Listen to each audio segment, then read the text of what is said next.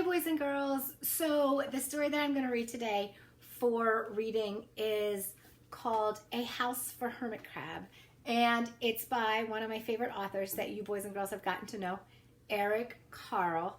And boys and girls, I love to read this story at the end of the school year for two reasons. One reason is because it reminds me of the beach, right? And we're all getting ready for summer. But the other reason is it shows you throughout this book how this little hermit crab grows.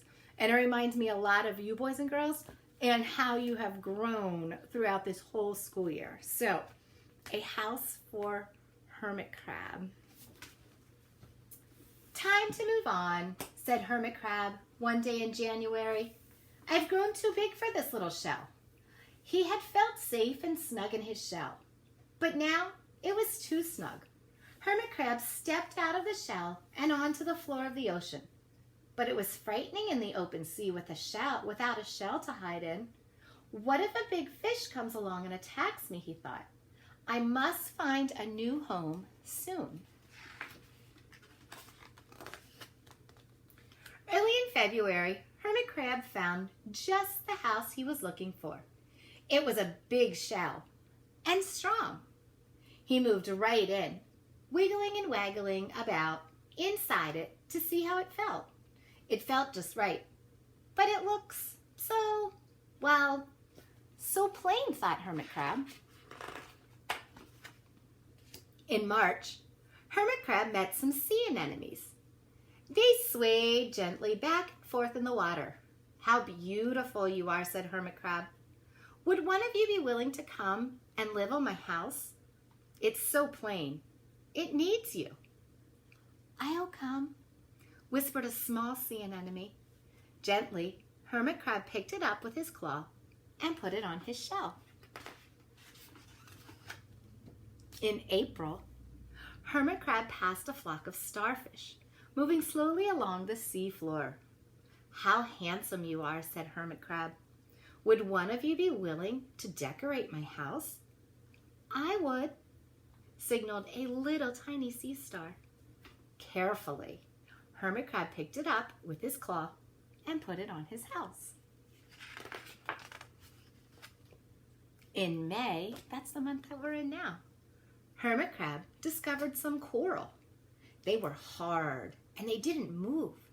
How pretty you are, said Hermit Crab. Would you be willing to help make my house more beautiful?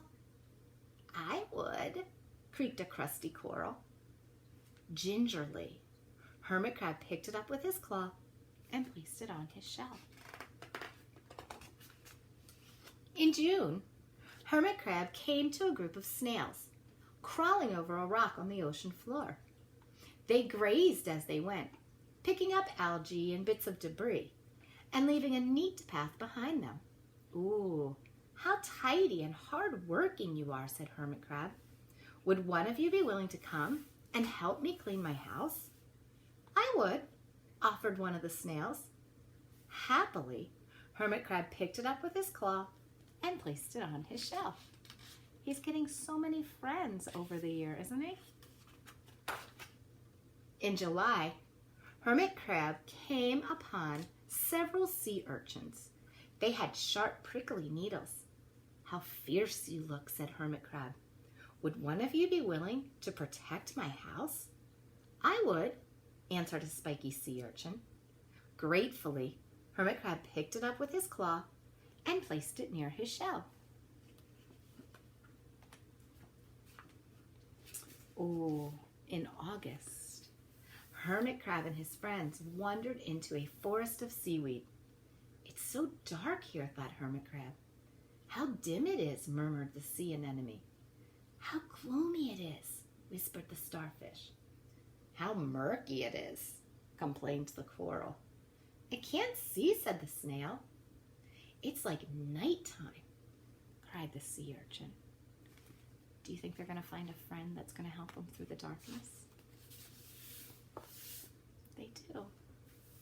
In September, Hermit Crab spotted a school of lanternfish darting through the dark water. How bright you are, said Hermit Crab. Would one of you be willing to light up our house? I would, replied one lanternfish, and it swam over near the shell. I love how each one of these friends has a different job, and each one of these friends is good at something different. It reminds me of you boys and girls. In October, Hermit Crab approached a pile of smooth pebbles. "How sturdy you are," said Hermit Crab. "Would you mind if I rearrange you?" "Not at all," answered the pebbles. Hermit Crab picked them up one by one with his claw and built a wall around his shell. "Now my house is perfect," cheered Hermit Crab. But in November, Hermit Crab felt that his shell seemed a bit too small. Little by little over the year, Hermit Crab had grown. Soon, he would have to find another, bigger home.